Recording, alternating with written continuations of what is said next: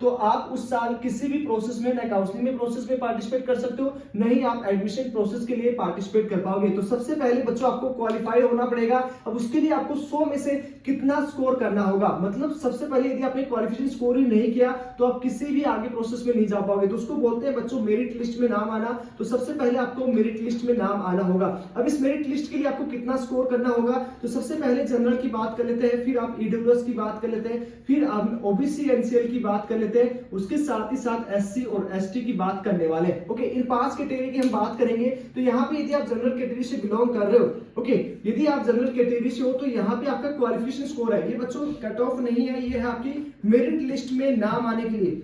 ध्यान से रखना, ये है आपका मेरिट लिस्ट में नाम आने के लिए आपको कितना स्कोरिंग करना होगा। तो मेरिट लिस्ट में यदि आप जनरल से हो तो आपका 50 परसेंटाइल चाहिए होगा।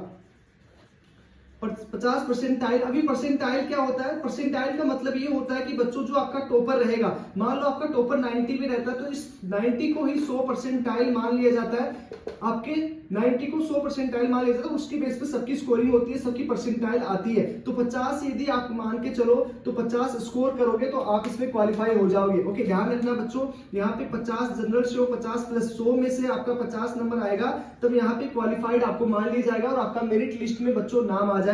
इस बार जो है बच्चों 26,000 बच्चों का मेरिट लिस्ट का नाम आया था 2025 में। तो 2026 में बच्चों ये संख्या बढ़ने वाली है, मे भी हो सकता है 50,000 के आसपास हो जाए। लेकिन यदि आप 100 में से 50 का स्कोर पार करोगे तभी इस मेरिट लिस्ट में बच्चों आपका नाम आने वाला है। ओके, उसके बाद में ईडब्ल्यूएस की बात करें तो यहाँ भी आपको 50 परसेंटाइल ही चाहिए होंगे। याद रखना, परसेंटाइल का मतलब क्या होता है, जो टॉपर रहेगा उससे आपका परसेंटाइल डिसाइड होता है। ओबीसी एनसीएल की बात करें तो 45 परसेंटाइल आपको चाहिए होता है।